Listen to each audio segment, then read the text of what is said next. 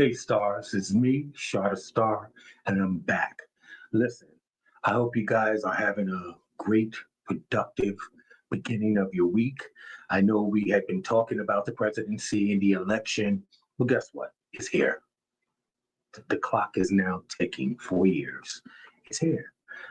So um, I was asked to tell you guys what I'm drinking on a daily basis when I do my videos. Normally it's some green tea or some just teas pretty much. I'm a tea person. I don't really drink coffee. But today I'm having coconut rum with some pineapple juice and some grenadine for color. I'm a lightweight. I'm not big into drinking alcohol, and that's not my thing. If you're looking for the end dog and all the different tequilas and this ain't that spot. I'm low key. Like I said, most of the time it's some ginger, some green ginger, honey tea, something like that. But tonight is not. Mm, get rid of the straw. So again, we have a new president. We know what it is. We're not gonna spend every waking day and hour complaining about what he's doing or about to do or said he's going to do. It is what it is. We're not surprised, some of us. Okay. And I was looking at some responses that African American people and African American women state that they're going to be giving for the next 4 years. So for those that voted for Mr. Trump and now wishing and praying they can go back in time and do it all over again, what we're going to be saying to you exactly. Example, for real? Wait a minute, he did what? Land bless his heart. I don't know, guys. I'm gonna continue to pray for you. These are the responses you're gonna get from us. You're not gonna get all of this, and then if you keep bringing it up too much, I might just come out and tell you straight up, look, just deal with it. Say it with your chest, whatever, your back, your arms, your legs. Just we don't want to hear it. We know what it is. Okay, so speaking of Mr. Trump, President Trump, because I'm always going to be respectful regardless, because we want respect, but yet we want to disrespect when we want to, and it doesn't quite work that way. We can get worked up and we can get angry about things, but there's always a way to deal with it and a way to communicate. I'm pretty sure that you guys know by now that President Trump has issued pardons for 1,500 January 6th defendants, including rioters who attacked the police. Okay? So you cannot be surprised. He already first thing, he issued pardons for 1,500 defendants.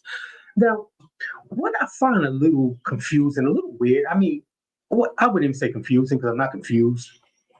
It's more weird than anything. President Trump issues pardons for the 1,500 January 6 defendants, including the rioters who attacked and hurt the police.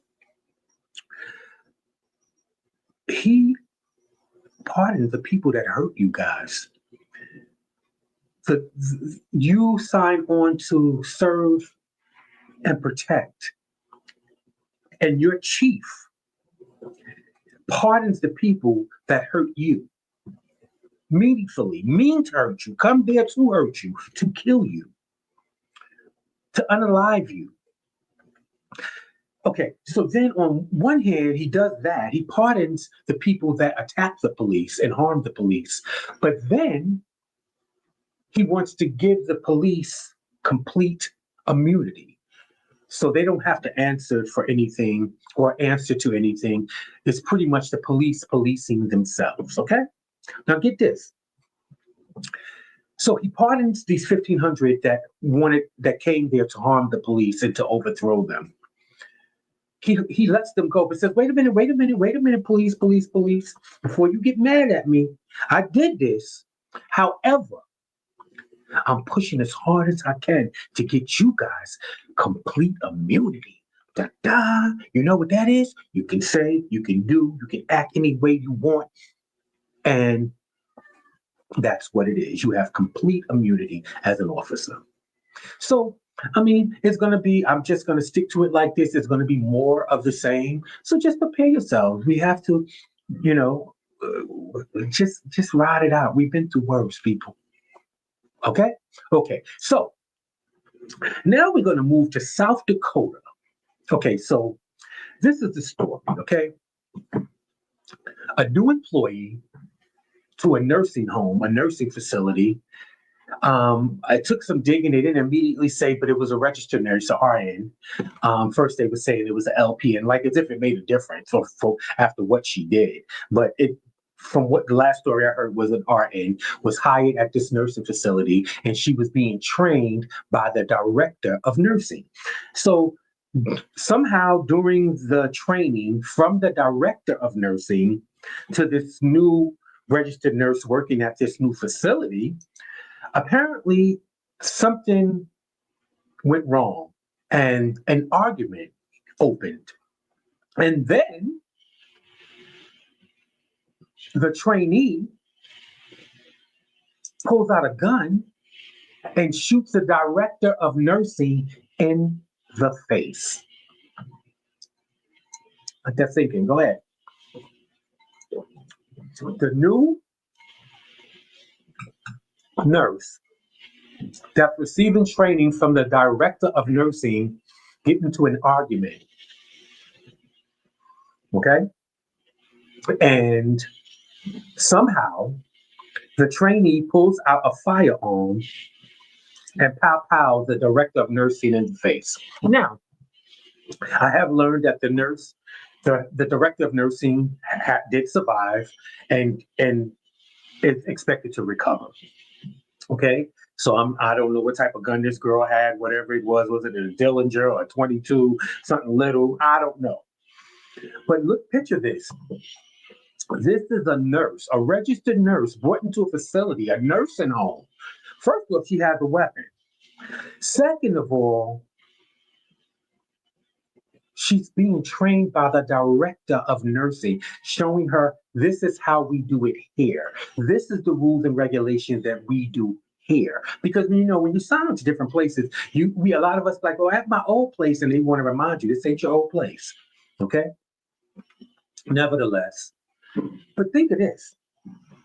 Would you think, am I overthinking this, thinking that, okay, an argument happens, boom, boom, boom.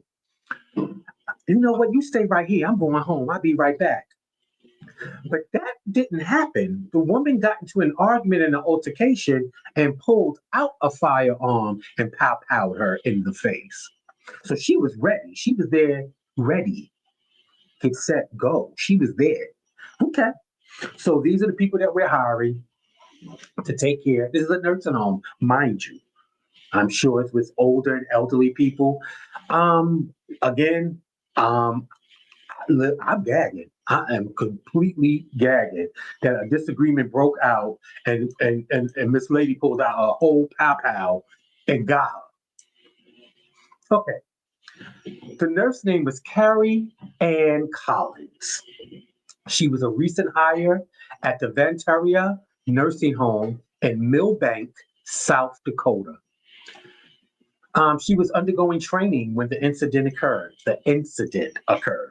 Okay. They said that the details to the shooting is still emerging. Miss Collins became disgruntled during the training process, leading to a confrontation with her supervisor that escalated to violence. The victim's injuries were not life-threatening. She is healing. Collins is being held at $250,000 bond. She's being charged with first-degree attempted murder and aggravated assault. She could serve 25 years and a $50,000 fine. All of this because she didn't agree with something she was being told or trained on. I told you before that the younger crowd, under 30 years old, they have no conflict resolution. I stated that in the old video. I have noticed that most of the things, and when I'm looking for you guys stories, I really come across some stuff, but some stuff that I just can't explain it the way I want to over the internet because we have certain regulations, certain words we can use, and certain things. And, I am trying to be monetized, so I try to follow those rules. But, however, conflict resolution, and I stated, I think 30 and under, for some reason, they have no conflict resolution. They don't know how to communicate. They just get angry. They get angered to a point where they lose control. And that's when the weapons come out, and they don't think about what's going to happen right after that or who it's going to affect. It's about conflict resolution. And I say people under 30 don't really have conflict resolution. Everything is electronic. They barely talk to people. Everything is text and video games. Nothing is in person where we're actually sitting around and talking about our day. It's never that. So, yeah, pow pow. That's all I can say about it. Okay, so here in New Jersey and New York, freezing cold. Okay, and we even got some snow the other day. And I'm not even gonna lie to you. I used to be able to shovel around my property and stuff like that. Now I would rather pay someone else to do it. Really, if I could, if I didn't have to go out there and do it. Um, okay, so remember when we lived either in a residential area or even if you lived in the building, it didn't even matter to be the projects.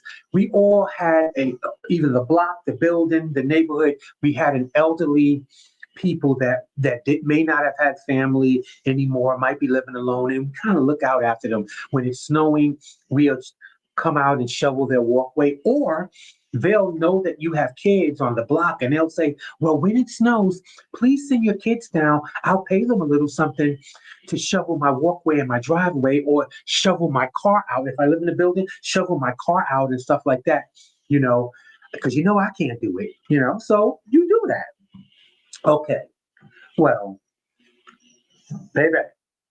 Now, you know how it used to be that man, because somehow we always look at predators as being men instantly, I think, and then you open up your mind, it can be anybody. But there would be that man that lived in the house at the corner, and he doesn't have any family. You don't see him much. He comes off a little weird, so you wouldn't really send your kids down to them. Well, a 64-year-old woman allegedly paid two kids $5 each to shovel her driveway, then essayed them. I said that. 64-year-old woman, a 12-year-old and a 13-year-old. Okay. So, because I want you guys, I'll show you the pictures sometime, because I want you guys to know that these are real stories. These things are really happening. Okay? So, with that being said, so Miss Esther down the block, you can't send your kids down to Miss Ethelene house to shovel or do nothing. Because now Miss Ethelene trying to curse your kids in the house. Okay, this is how it went. This happened in Pittsburgh.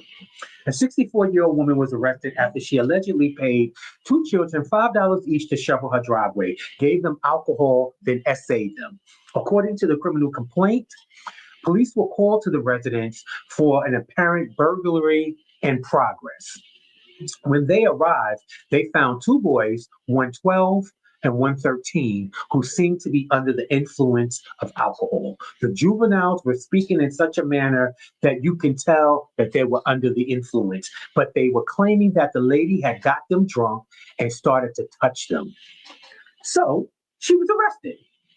A 64-year-old woman. Okay, Miss Rochelle Stewart of Pittsburgh. Mm-hmm. So what she did was somebody sent their two kids down there, 12-year-old, 13-year-old, whatever, to shovel Miss Rochelle. You know Miss Rochelle down the block. Go shovel her walkway and her driveway. She gonna give you a little something. Well, she gonna give you a little bit more than what you thought. Baby, they went down there and they shoveled for Miss Lady. Okay, Miss Rochelle. She offered them, told them to come in and have some hot chocolate. How harmful could that be?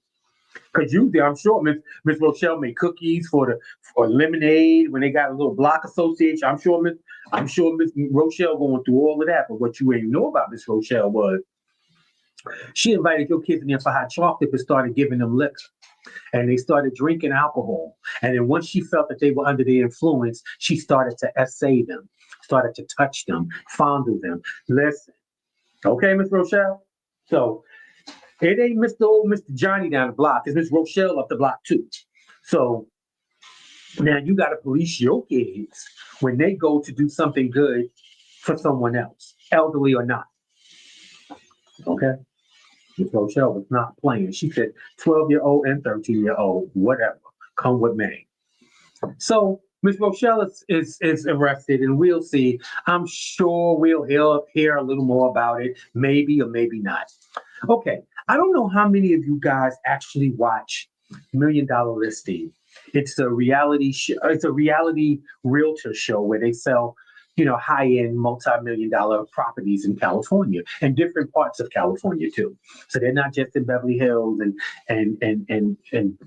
Brentwood and different places. They're all over. They're also in the Palisades. So Josh Altman, one of the stars of Million Dollar Listing, who sold so many of them houses, which are now ashes, has come out and said that 70% of the Palisade residents will not return after the devastating LA fires for a couple of reasons. A lot of them don't have insurance. Those that did have insurance, the insurance was canceled allegedly within 3 months of these fires. Meaning, I had stated in an old video, a previous video, that we think that there's people looking at the work and saying, well, we're going to cancel them and they're too much of a danger. There's a computer that works up all these numbers. And these wildfires happen every year. So they calculate, well, the wildfire went this far, so maybe it'll go this far. So 3 months before the wildfires, they started to cancel people's insurance for whatever reason. So a lot of people don't have insurance, or they don't have enough insurance, or they don't have the right insurance. So 70%, and that's a lot. That's more than half, will not return. So now they're asking Josh, they're trying to sell now the ashes, the land, because the land is the only value there now. I've been hearing some things, and maybe we'll get into it another time. I just need to find some more stories on it. But, conspiracy theorists are stating allegedly that, two stories I've heard. I've heard there was a train line that they were going to build on the PCH, which is the Pacific Coast Highway, which is where all them cars, when we watch shows, and most of the time they showing us the beach is usually the Pacific Coast Highway or the pier, different things. So with all that being said, they're saying that they were going to build a high-speed train, but they didn't have enough room for it with the homes and the way that was going to. And the Olympics is supposed to be coming to LA. They already have the bid for 2028. Well, that's 3 years from now, people. And these fires have devastated so much. I don't know what they're going to do in 3 years, but guess what? I'm sure they will. But there's so many conspiracy theories on why and how this happened. Now, I do know that there had been at least 3 to 4 arsonists arrested for starting some of these fires, because these fires have reached areas that they have never reached before. So some of these are man-made fires starting, and then they're picking up to the other things. I mean, you put a tree on fire, of course, it's going to catch the next tree, and then the next grass, and then the next tree, and then the grass. And then it's going to go on and on and on. So, yeah, I just thought that was interesting. Are you guys aware that Busta Rhymes was arrested? Okay. Well, Busta Rhymes was arrested and charged with assault in the third degree after an alleged altercation that left 50-year-old victim in the hospital. The rapper reportedly turned himself in after repeatedly punching his assistant in the face during an argument. Busta Rhymes have been arrested and charged with assault in the third degree. Okay, am I surprised? No, not so much. Hold on 1 second.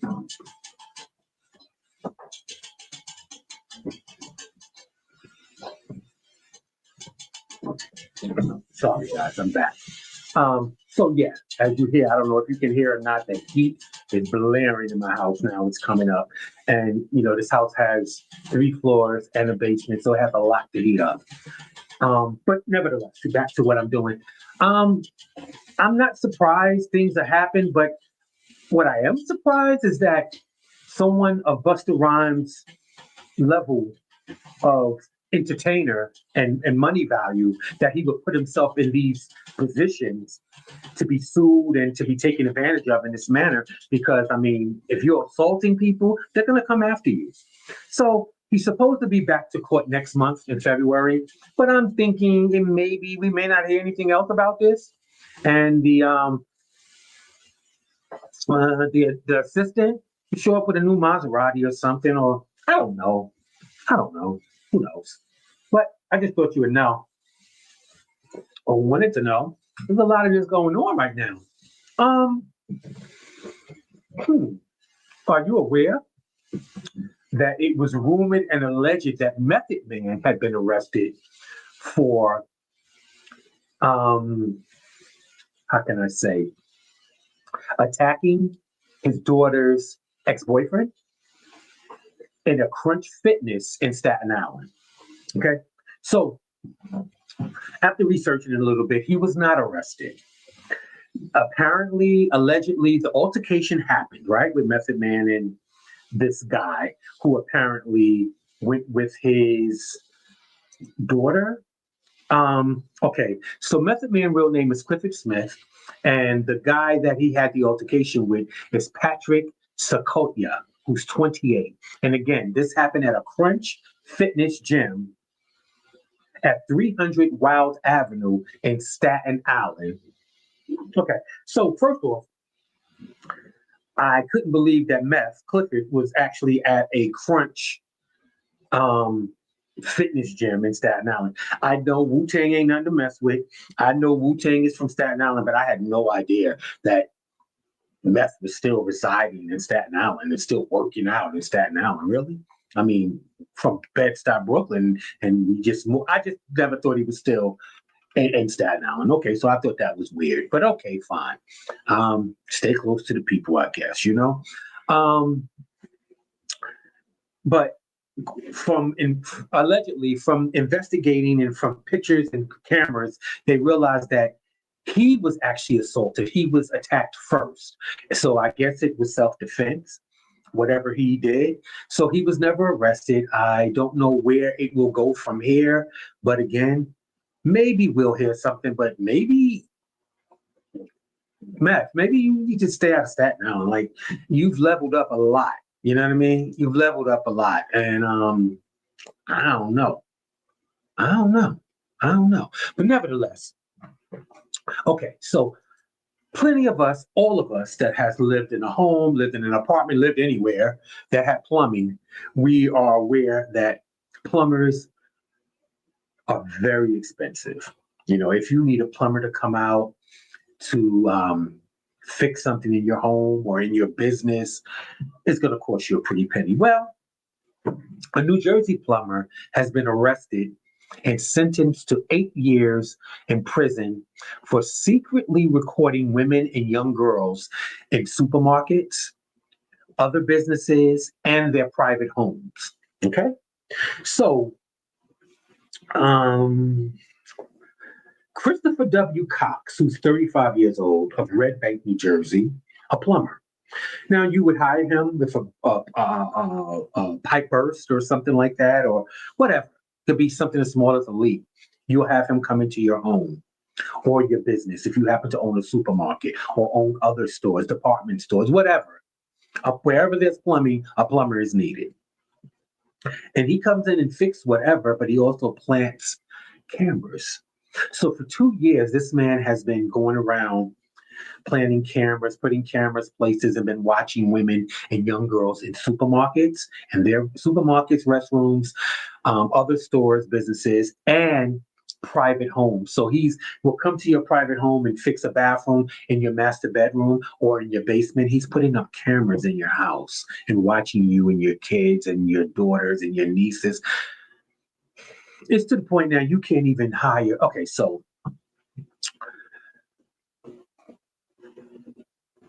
you go to your first day at work in training. You have a disagreement with your supervisor, who's the director of nursing, and you pow her in the face.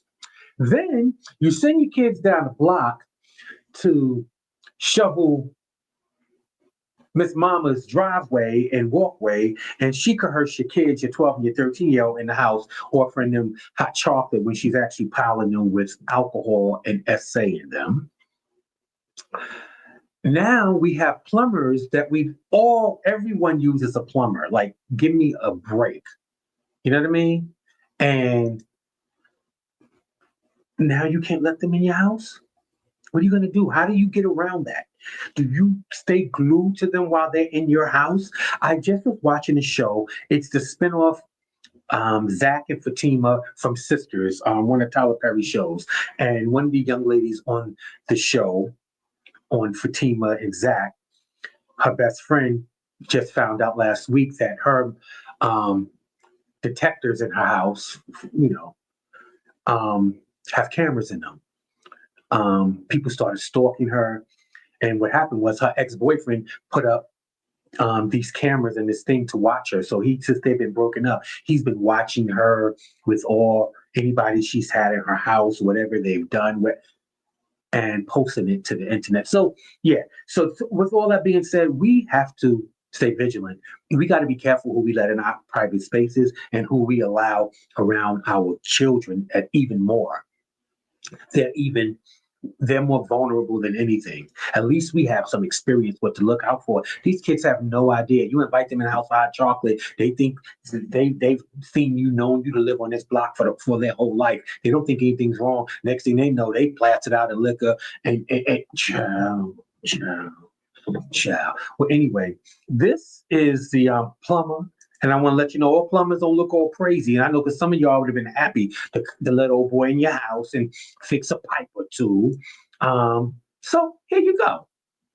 This is Mr. Christopher W. Cox, 35 years old, of Red Bank, New Jersey. He just was sentenced to 8 years. On January 15, 2025, he was just sentenced to 8 years in prison for recording and taking pictures of women and young girls. Okay? So, yeah, so all of them don't look weird, and all of them ain't got a limp and a short leg, and yeah. Look at old boy neck. Dude works out. Look at his neck. That baby. And I know men, so trust me. Look at his neck. Girl, anywho. With that being said, okay, so you know how I tell you guys how we put our life in someone else's hands on a daily basis if we are commuters, meaning ride shares, buses, drivers, train conductors, airplane pilots. It's someone else directing us. So we don't know what type of day or what they've gone through or where they are mentally.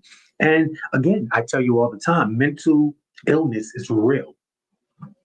And we putting our lives in our hands dealing with this. Well,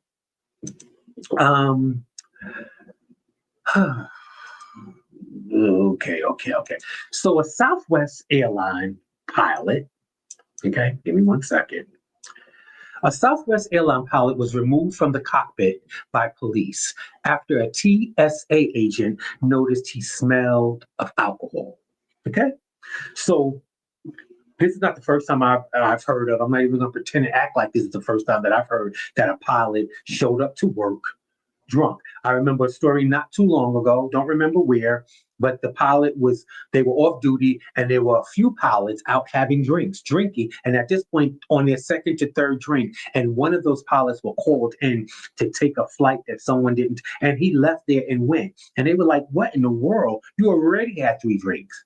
So, again, I don't even know what advice that we could give one another because most of the time we don't even see our pilots. We don't know what they look like. We don't know if they came in disheveled or drunk or staggering or nodding off. We don't know.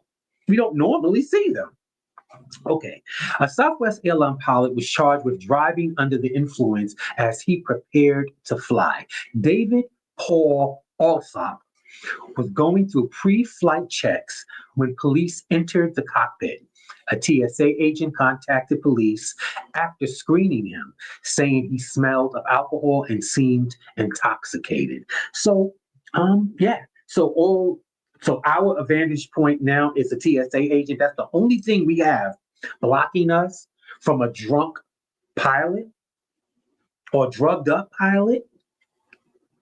I think there need to be some other things. I think they need to, part of their checking in, like how we clock in at work through our computers, through our phones, whatever. They need to blow into something and have their ID card in their hand. As so, it's real talk. We need more. We need more. This ain't enough.